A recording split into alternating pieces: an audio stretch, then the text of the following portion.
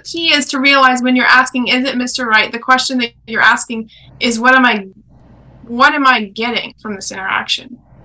Which is an important question, but if that's the only question you're on a date with, you're not going to attract somebody who is going to be really giving, because you're not really giving. Okay, so today we're joined by Dionne Dettmer.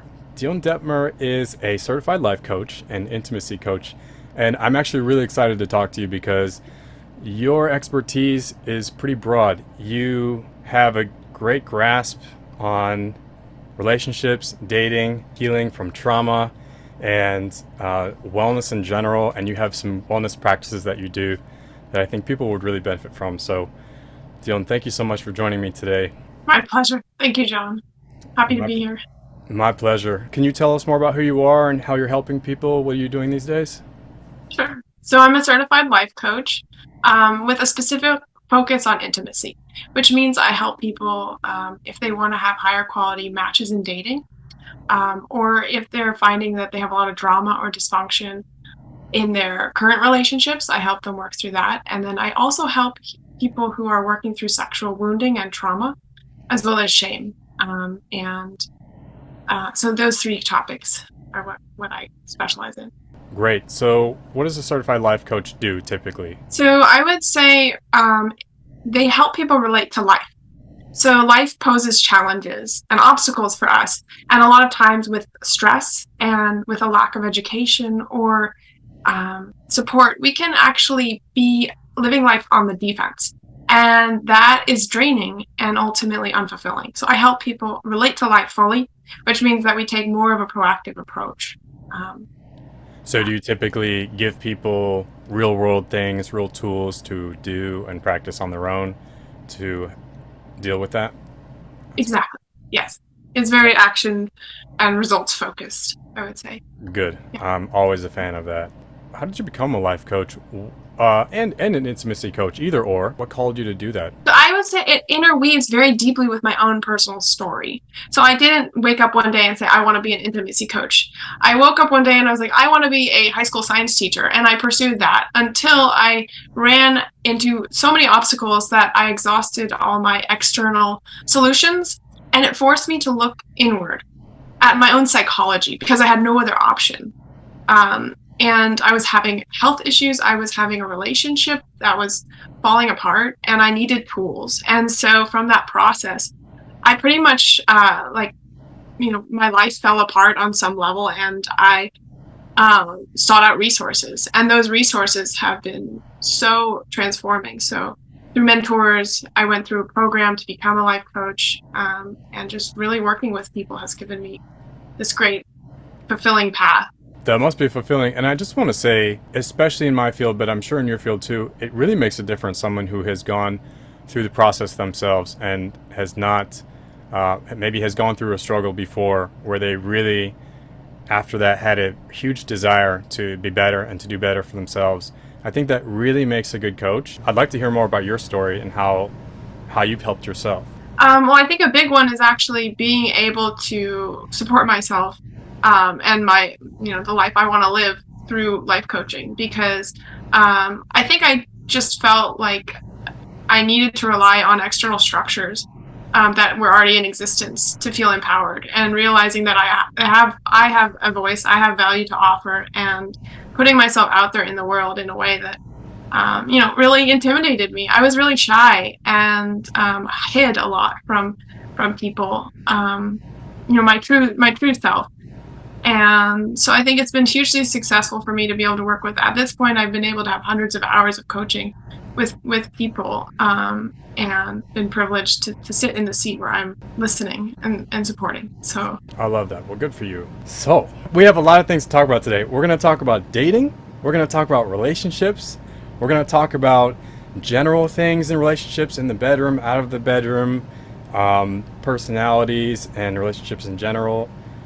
Healing from trauma, which I think is applicable to many people, And hopefully, by the end, we might get to a little demonstration, a little bit of a practice that I really think people will be able to take action on immediately and start applying to their life. So I think that will be really fun. So talk about dating. Typical dating life for women that you've run into with clients that you've worked with throughout the years. How to know whether or not you're finding Mr. Right. So how would you help someone know whether or not they're interacting with Mr. Right? Okay. So I get this question where it's like, oh, I go on a first date and like I didn't want to have babies with him, so we didn't go on a second one. And how do I find that guy who's super high quality and is going to reflect my worth back to me? Because, you know, the guys that are out there are not buying me flowers. They're not doing all the things that I'm really wanting. And I just kind of go through them like, so I think one of the ways that I would look at this first is being aware of energy flow in an interaction. And so in dating, I think it's important to look at, you know, is energy coming toward me and am I giving off energy? Am I giving? Am I curious about the other person? Am I open to relating? And so all of that requires having an open heart.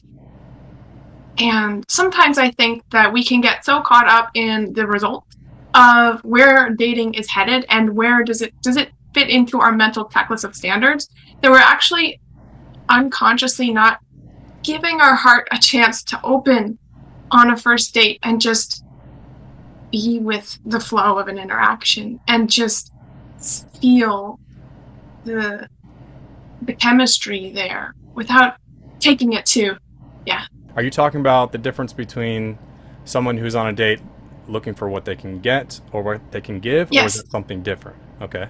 I think, yeah, thank you for bringing that up. And I think the key is to realize when you're asking, is it Mr. Right? The question that you're asking is, what am I getting from this interaction? Which is an important question. But if that's the only question you're on a date with, you're not going to attract somebody who is going to be really giving, because you're not really giving. So it's a challenge, basically, that to challenge that paradigm of that, you know, on a first date you know, have this criteria, and how can you come in with a little bit more of, how can I get curious about this person? What might happen if we go on a second date? I hear jokes on the internet about like people going on dates and then it's like a job interview. It's like, do you have this? Do you have this? Do you have this? Exactly. What can you give me? What do you bring to the tables, as they like to It's say? not, yeah, it's not fun. It's not inviting, and it doesn't generate, like, it's half the relationship. Can you give me an example of how someone would do that? So let's say you have two people on a date, and this person wants to be more giving or open on that date. What are some kind of things they might do or say? Mm-hmm. I'll go in it to have fun. Go in it to find out what common interests you can laugh about. Go in it to giggle and to like, it's a totally different experience. It's a totally different way of showing up. And how you show up is really everything. I think it's just like, but then you hear, well, yes, but I'm so jaded because the men out there are so low quality. And this is really, you know, the obligation is to turn inward and see, okay, how am I bringing the jadedness into the next date? Because if that's happening, then you're setting yourself up for more. Past traumas still playing a role in the current times. Yeah. Got it. And Yeah. I'm sure that's hard to avoid. It's almost like a subconscious thing, right? I mean, it must be difficult for someone who has bad experiences in the past to kind of ignore all that and be fresh and open, right? And thank you for bringing in that empathy, because it's important to recognize that and to realize that there might be some pain there, and it might really be completely frustrating to be meeting these men. It's maddening for some people, Okay. men or women. So, not being too outcome focused, is that what you mean? Not so much searching for what's going to come of this. What would be the benefit of that if someone wants to find Mr. Right? how do they get away from being too outcome focused, or why is it better not to be too outcome focused and instead be more like going there to have fun? Because we're here to grow. And sometimes the mental checklists we come in with can be a little rigid and controlling. And we might not know that. We might say, no, these are my values and I need all these things. But I would challenge that, and I would say, you might have something to learn from somebody who you go on a date with. And being open, you have to be open if you're going to learn. And through the learning, you actually come into contact with a deeper layer of values than you would have had you just thought about it in your room and then showed up and said, this is my checklist. So it's really an invitation. And this, I have to give credit here to my mentor, who is with Rise to Realize. But what does he say? Like, it's just really an invitation into life, like to embracing life and learning as a way of finding someone rather than the other way around. Mm. So what would you say to someone who literally has a checklist? I know friends of mine that they've quite literally made a checklist of every quality they want in their partner. Yeah. What would you say to that person? Are you getting results? Are you getting frustrated? Is there a mile gap between what you want and what you're finding? Okay, there is. Okay, then let's see what we can do about that. And if there's not, then if you're getting results, then keep going. But if there's a rigidity to it, yeah. Go ahead. That seems like it would take such a leap of faith for someone to be like, I'm just going to ignore all the checklists and ideas of qualities I want in someone before and just have fun on this date. Is that hard for people to do? Yes. It's hard for me to do too. Yeah. It's hard, right? And I love the word leap of faith, because that's what it is. You think you're going off a cliff. You think you're going in the wrong direction. You think the alarm bells are going off, and you're like, no. And so if somebody can say, yes, you're going in the right direction, dear, like, just take another step, that can make a big difference versus like, okay, this isn't working, I'm going back into defensive. Yeah. Yeah. But then maybe if you're able to do that, if you're on a date and you find yourself having fun and you're enjoying yourself, I mean, isn't that the point anyway of anything, just to be happy and enjoy yourself? Or is there more to it? But that seems like kind of the end goal anyway. You're enjoying your time with somebody, right? Yeah, exactly. It's a practice of being open to qualities that are actually connected to the heart. Qualities connected to the heart are like an uplifted spirit, joy, an open possibility, creativity, spontaneity. Life is a playground. So I'm really playing it up here, but I feel like that is missing in, here is me and my needs. Yeah. And why don't I have these met?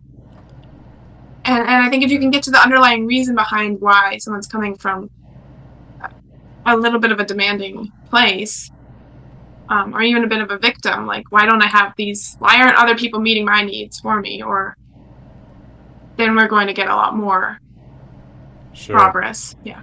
I'm sure you're resonating with a lot of people that have been through that. So is there something someone can practice to do in their everyday life to kind of get a feel for that?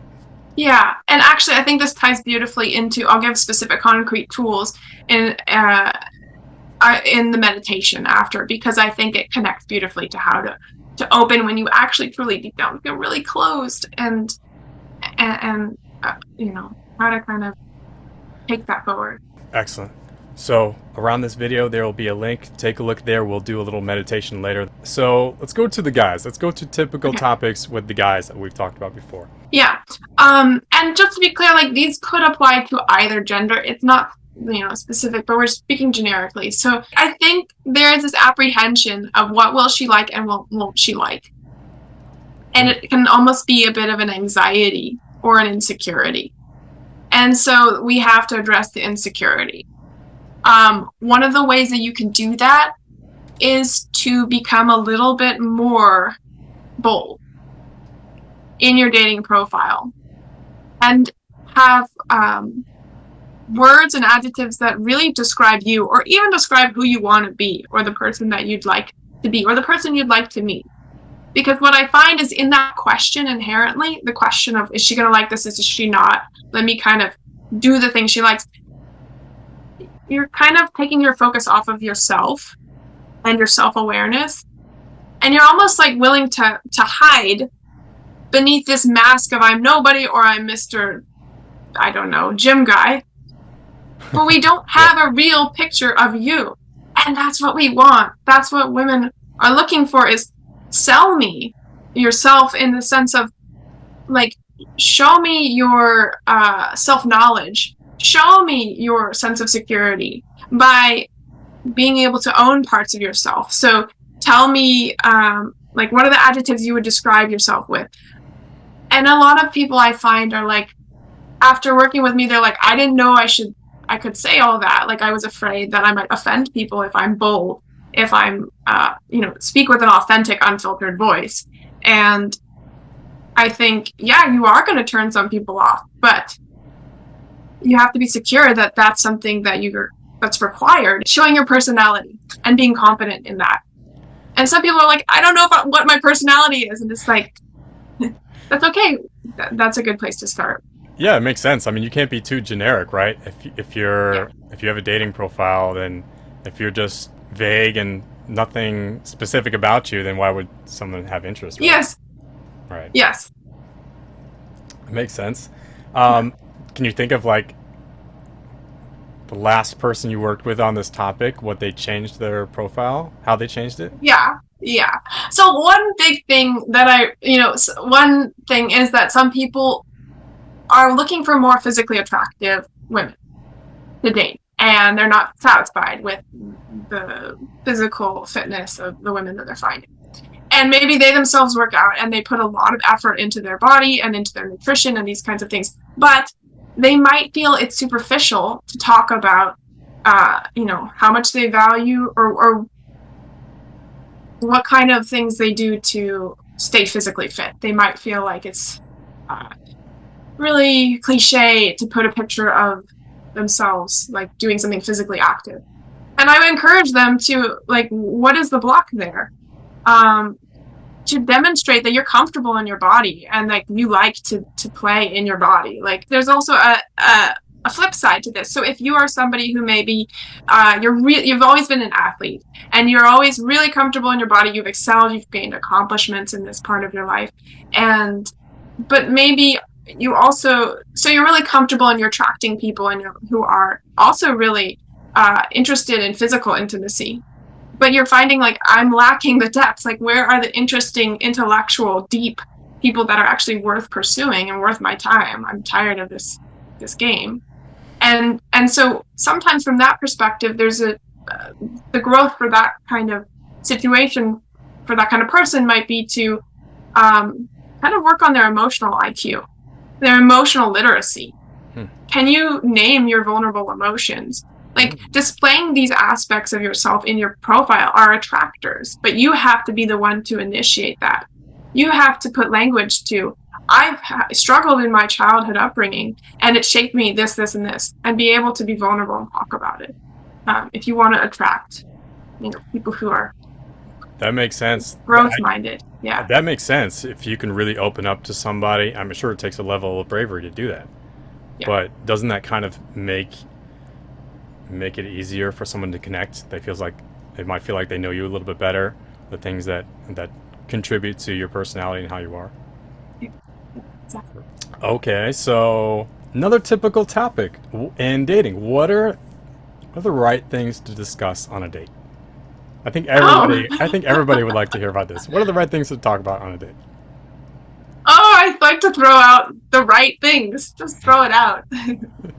Okay, because right and wrong is heavy. So I would say, especially if you're asking that question, you might feel a little bit apprehensive that you might look like a fool, and because maybe you don't have as much experience, and that's okay. the first thing is to kind of, and this is hard, is embrace the foolishness. You are going to be slipping around. You are going to be making mistakes. But I think the important thing is that you ask yourself, like, what is a fulfilling conversation to you? What do you care about? What do you want to know about in this other person? So you start with yourself. It's not selfish. It's self-conscious.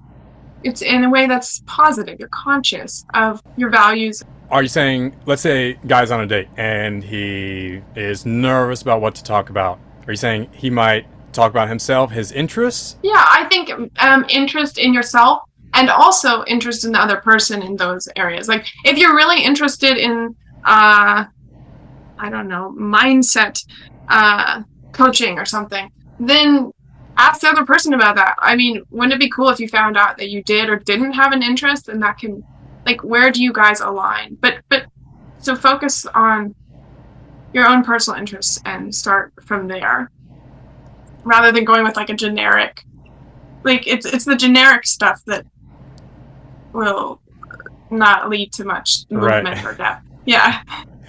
Right. Yeah, don't you want to just be as authentic as possible? Doesn't that let someone get to know you pretty well? That's what this is an invitation into. Yeah, right. Exactly. Cool. Another hot topic, how to get more dates, matches, and messages. Now, I know we're kind of touching on this already, getting into the specifics of what someone likes and their interests. Any other ways for... Yeah, let's talk about that. Yeah. Confidence. If you're not getting messages on a platform, I think one big thing is you're still kind of hanging out in the gray zone of, I don't really want to show who I am. Because if I show who I am, I might not be liked. I might not be matched with. I might offend someone. Okay? And that's the risk you're going to have to take. Again, it's about authenticity. And can you articulate, can you talk about, like, you can say, I'm on a growth journey. Like, tell us, like, that you're a dynamic individual, you know, and really demonstrate it rather than trying to fit into a box. So then, do you discourage people to, like, look up what's a good thing to put in my dating profile and instead just say what's on their mind? Or how would you have someone go about that? If someone's like, okay, does someone come to you and they're like, what should I put in my dating profile? How do you help them with that? Okay, I ask them, what are your complaints about the women that you're meeting? Okay, there are these couple things. Okay. So say it's like, okay, the women are too superficial. They just want one thing, and they are not emotionally growth oriented. They party, they do drugs. It's just not my vibe. I'm about growth. I'm about outcomes. I'm about accomplishments. Okay, so then I think about, well, if those are your complaints, are you really fully owning that in the language you use on your profile? Or are you hiding that? Hiding can... So if you're really saying, like... And then this is the way I would say sell yourself. So sell yourself by saying, like, I'm willing to do what it takes and go the extra mile to make my vision and my mission a reality. And I will, like, bulldoze through every obstacle to get... Because I have this work ethic that is like a phenomenal work ethic. So you see that there's some ownership, and some might feel like, well, that's too bold, that's too much self-propping up. But this is exactly what people need to do because it's attractive. And it's true. This is the truth about this person. So why not? Why hold back? So are you just seeing that people are being too timid on their profiles? They're not really saying, they're not coming across confident enough. So then you might hear someone say, I'm just going to play devil's advocate. So you might hear someone say, oh, I don't like someone who's cocky. So what would be the difference between cockiness or confidence, or does it matter? Well, do you want to attract people who would judge your authentic voice as being cocky?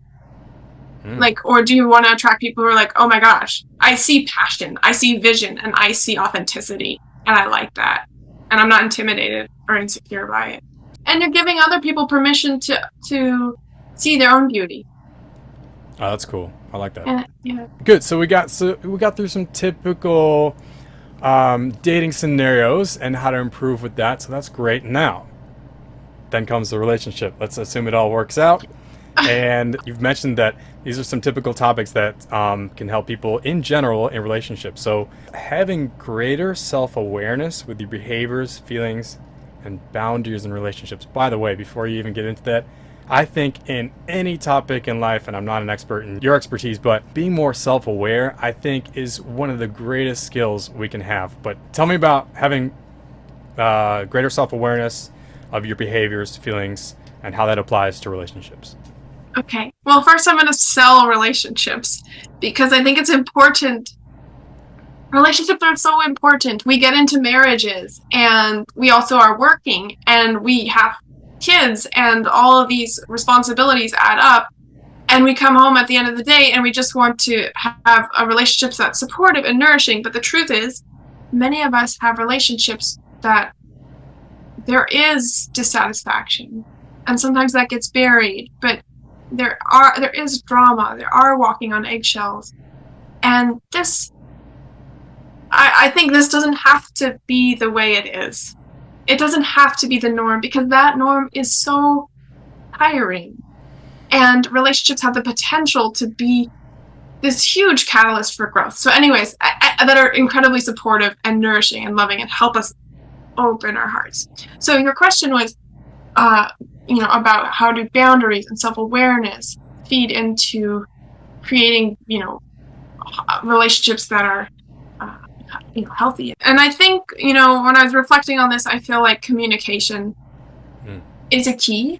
It makes or breaks dynamics. And so communication has to often be done in a way that's different than the communication that's been happening. So sometimes I run into people who are like, we do talk about this. And it's like, okay, just talking about it is not the same as effectively communicating. And that the foundation behind effective communication is self-understanding, is knowing what you want. If nobody existed and if you weren't focused on the other person, how does that make you feel? What is it you want and desire? And what are your boundaries? So is it that people typically need to learn to say what they mean, or to are they holding back? Are they holding back on what they need to communicate with their partner, or is it that they don't understand what they really want to say, or both? So I think about communication as steps.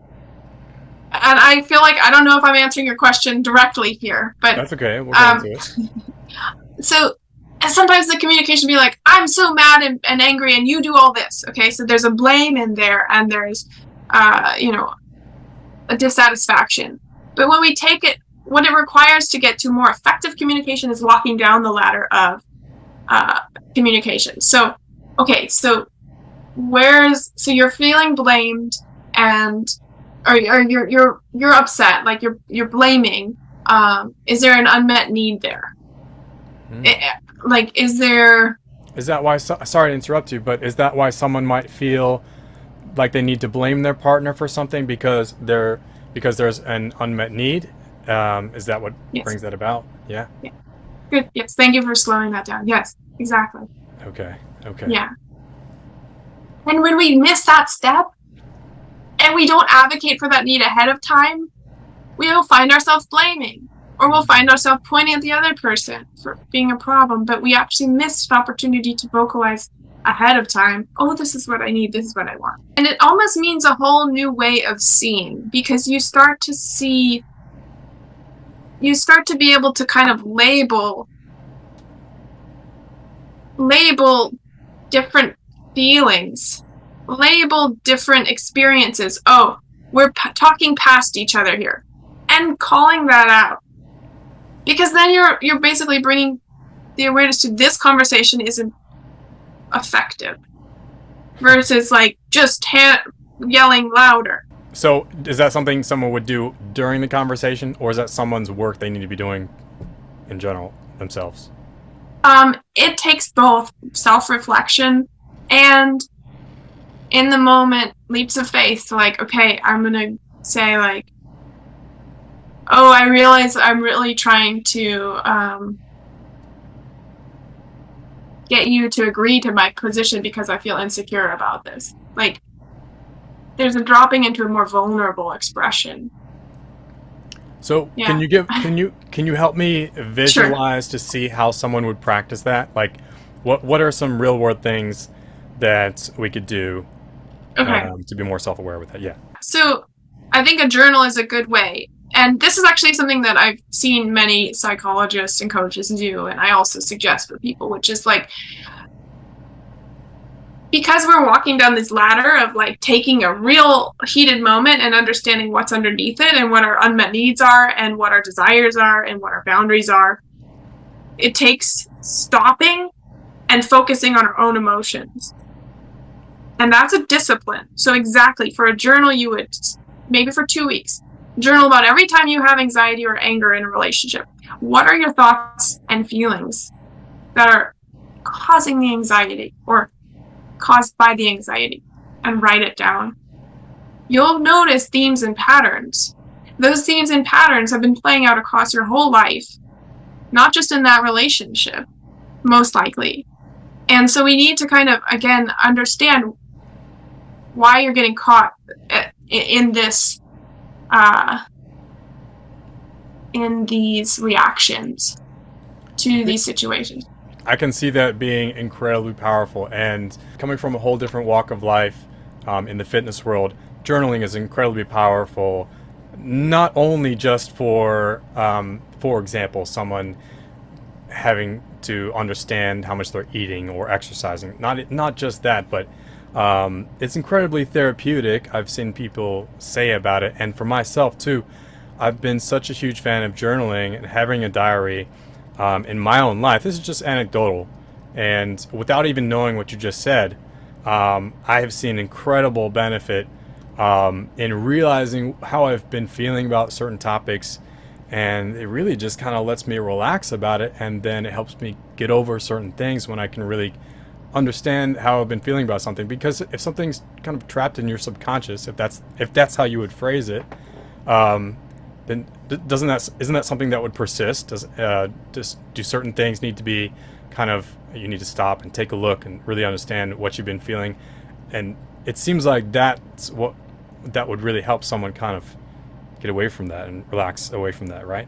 Yes, yes, exactly. And I think this is why it's difficult for me to talk about communication as a starting point, because in some ways it's the end point. You've already done so much work inside yourself to see, oh, I have this anxiety rattling around me that's related to what my dad said, when I was 5 years old, and now, and this feeling of like just completely not being, not mattering to him and not being enough ever, and so, or yeah, that kind of stuff can feel really painful and actually has an imprint that registers today. And so communication is then being able to call out what you need, maybe that you're feeling vulnerable or that something isn't working and how to pivot. But it really requires a really deep understanding, which, as you said, a journal can be a great first step.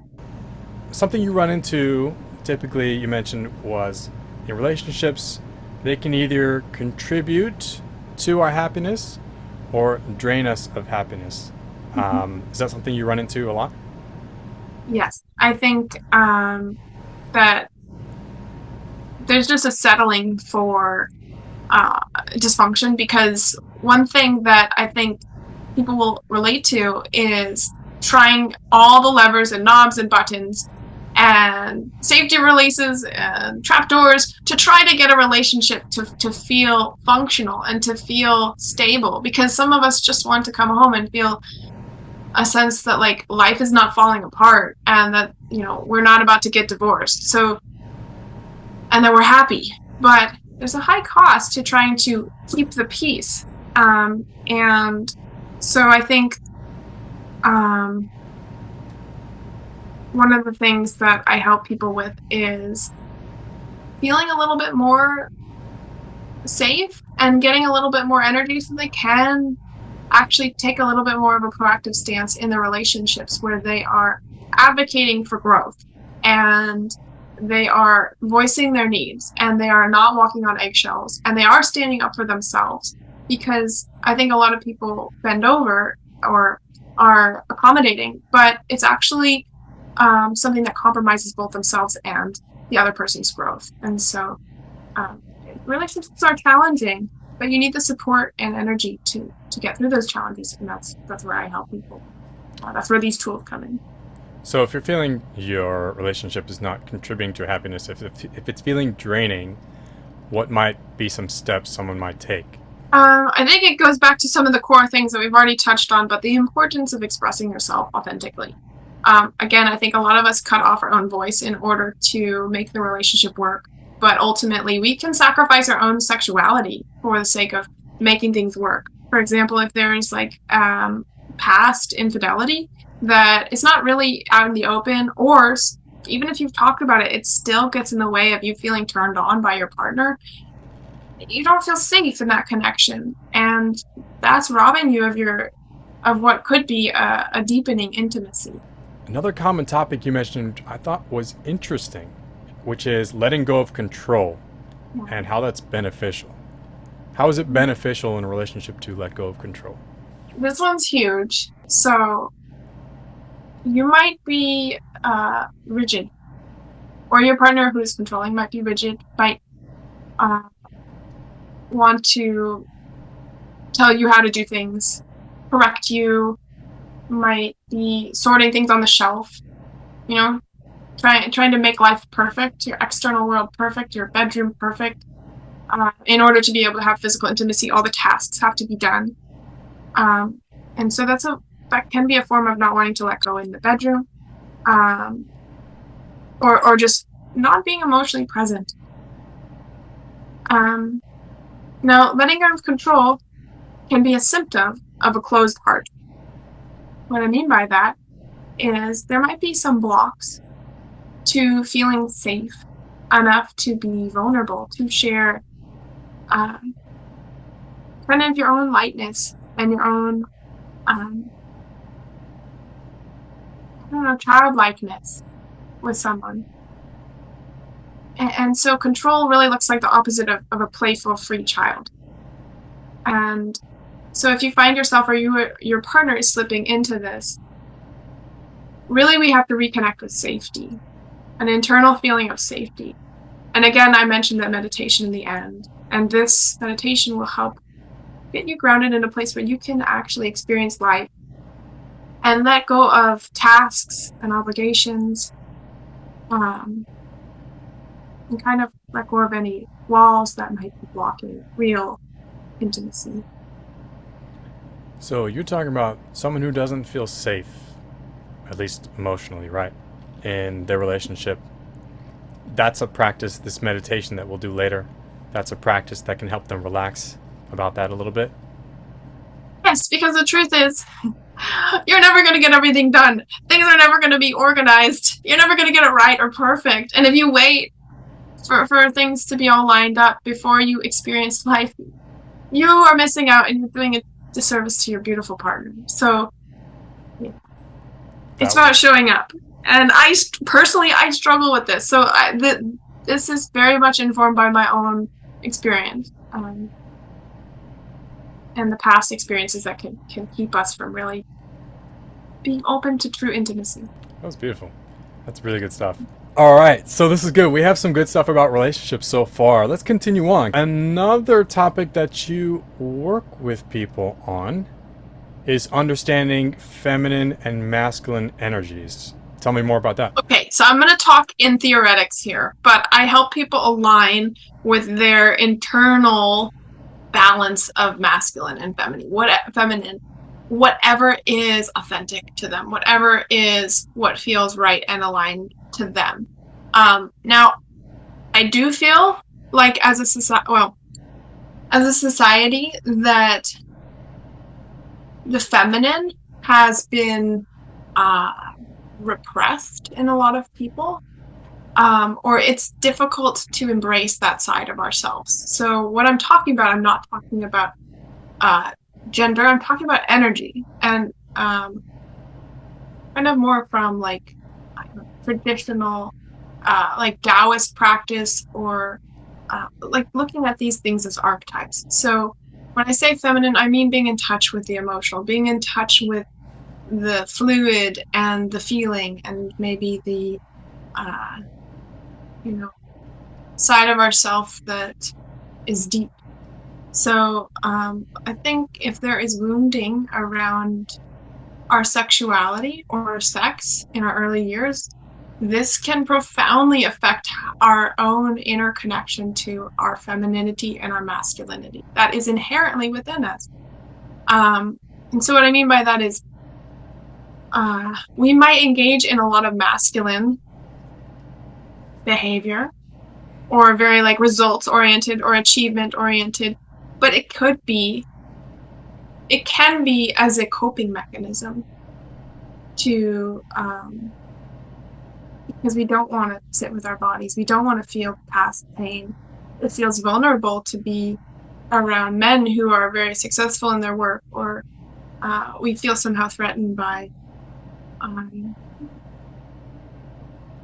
masculinity or men in a powerful position. And so instead of kind of taking on masculinity as an armor, I think it's important to look at what is our relationship to, if we're really feminine centered, what is our relationship to femininity, and how can we restore that, so that we can attract relationships that feel balanced and feel really, really fulfilling. So I do work with people who have sexual trauma. I work with, and for some women with sexual trauma, and this could apply to men too, but I'm just using this to make it simple to speak about. They might not know that they are attracted to a certain type of men. They might not be really in touch with their own sexuality. Or if it is, it's for more feminine men. But they might also feel like, I'm attracted to more masculine men, but I feel very conflicted about it, and I often feel used in their presence. So it might not be an overt, like, I really want to attract that kind of man. It might be like more like presenting symptoms are, I'm really afraid of this kind of man, and I wish they'd stop, bullying me or being in my life in a way that feels disempowering. So I guess what I'm saying is, I do look at femininity and masculinity as a way to kind of find power where power was once taken, by restoring our connection to these aspects of ourselves. Wow, that was powerful. So how would you work on that with somebody? What's something that you might have them do? So my lens is mostly for women with trauma, sexual trauma. I help them. There's 3 components that offer a really strong foundation. And the first one starts with their voice. So helping them use their voice in a way that's powerful. So speaking their mind and communicating their feelings in the moment without clamping down on them. Because often anyways, that's one of them. The voice. The second one is really working in the body with feeling safe, by getting in touch with moments when you feel disempowered, and working through those. Again, linked to the meditation that we're going to do. And the third thing is to really stop engaging in masculine defense mechanisms. If you find yourself trying to outdo men or compete with men, just notice that you're feeling really unsafe and insecure. Again, this is not for everyone. This is for who it resonates with. But if that resonates, then that behavior is actually, you're missing an opportunity to heal if you're constantly trying to get, if you're constantly caught in a power struggle with the masculine as represented by the men in your life. That was so good. You gave us 3 really clear understandings of of that whole thing, and that was really good. I can see that. I can see that people's mind kind of clicking. Oh, I do that, or I've noticed I do that. When you bring that up, when you bring that up to your clients that you work with, do they have that aha moment where they're like, "Oh yeah, I guess I do that." Yes, it's very clear. I'm understanding now the necessity for being more self-aware with all this, because it seems like there would be so many problems just kind of lingering in someone's behavior or on the back of their mind that they're not even aware that they're doing. It's like something they don't know that they don't know, and so you're helping bring that into someone's attention so they can actually start working on it, right? Yes. And this is the tragedy of trauma, is you don't know what you don't know. And so that means, like, you might not be fully present in your body. You might not be on board with what's happening. But the sinister thing is, somewhere in your body, your ability to read that signal that something is off, or that boundary, it has just been completely disconnected. And it takes working with someone one-on-one to really establish the ability to hear the subtle cue that something is off. And that's what heals trauma. Starting to know when you're kind of stuck. Wow, really powerful stuff. What might be some signs that someone would notice that tells them, okay, this is a problem for me? You feel frozen. You can't speak. Or when you start to speak, it's maybe high-pitched and you're kind of like not sure about what you want. Or you're kind of somehow taking a step back and faltering. You're just equivocating. And maybe you'll notice it by, you're going to start feeling, later stages will be blaming someone else. You'll find yourself speaking like a victim, like, how dare you do this to me? Feeling really disempowered and angry at the other person for doing such shameful things. So, and I just want to be clear that it's not a bad impulse to be blaming someone else. It's a little bit of a misfire because, but there's been somewhere there's been a transgression of your boundaries. And that's where the anger is coming from.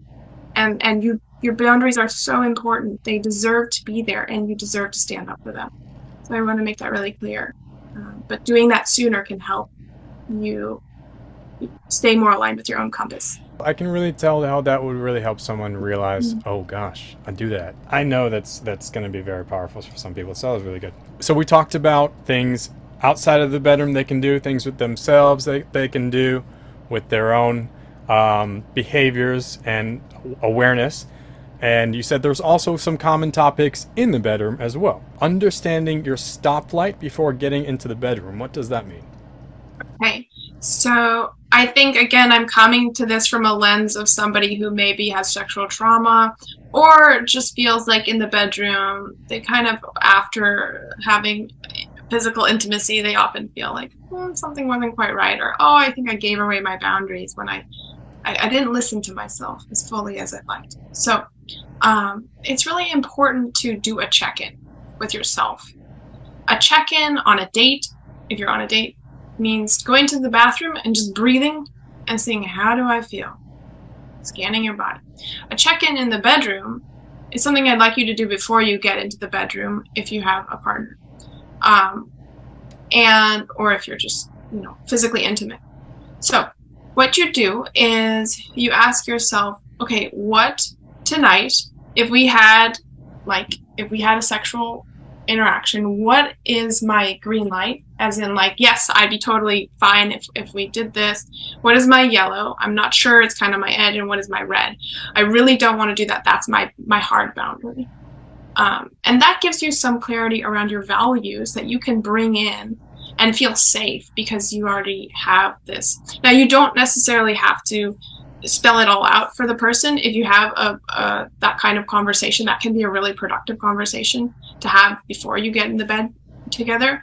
But I think it's your obligation to cue your partner in to hey, that feels like a little too much. Can we, and then pivot it.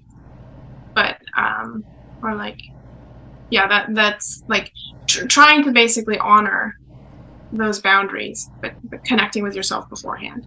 So, I mentioned these things that you can do in the bedroom to help you basically get grounded in where you're coming from.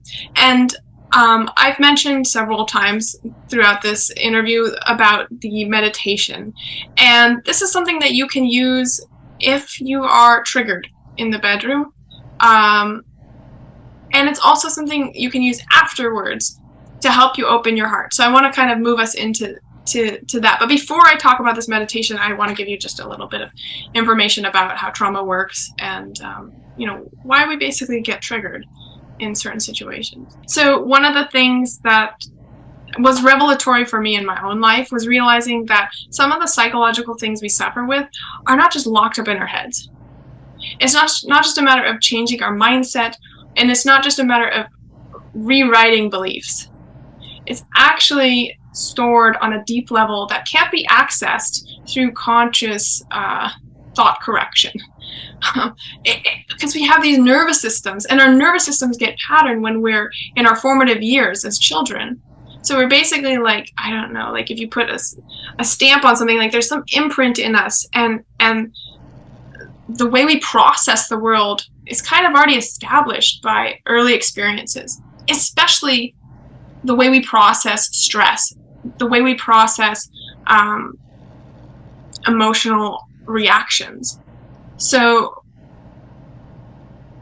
this helped me realize that in order to address some of my own areas where I felt stuck in my relationship, I had to work with the body.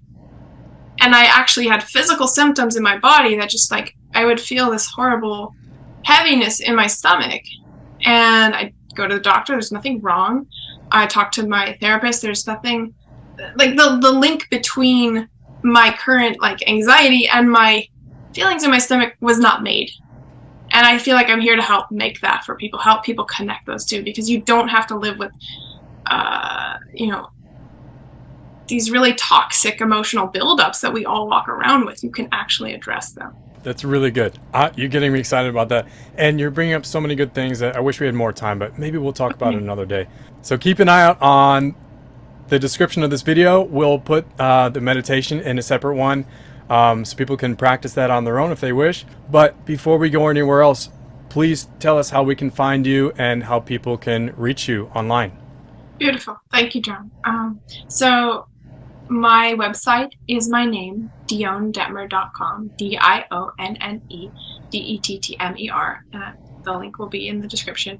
And through there, you can book a free intake call, and ask questions and set up a session from there. So that's probably the best way to get in touch with me. I'm also on Instagram, which I'll include as well. Dionne, you have so many good things to offer, and I really love how you're helping people. So whoever's out there, if you've learned something from today or you've been inspired somehow, please reach out to Dionne. She's there to help you, and it's really a wonderful thing that I think you're doing for people. Good luck, and thank you so much for speaking with me today. I've learned a lot as well.